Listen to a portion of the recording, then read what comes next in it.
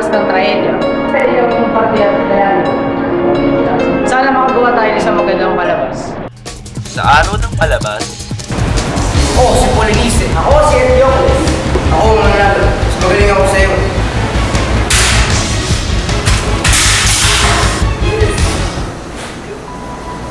noong bago pa dumating si Florante, si Adolfo, ang kinikilalang pinakamagaling at pinakamatalinan na estudyante sa Atenas. Napapansin ng mga guro ang sipag at saga ni Florante, kaya naman nalampasan niya si Adolfo. Di kalaunan, inumabas ang tunay na kulay. Ikaw na umagaw sa kapurihan ko. Ha? Ba't na ibang dialogo mo? Dapat kang mamatay!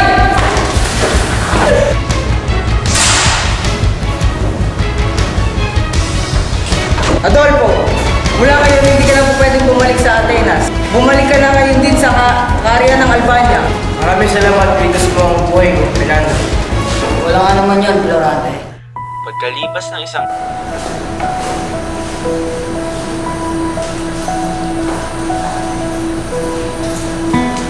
Florante, ayos ka lang ba? Florante!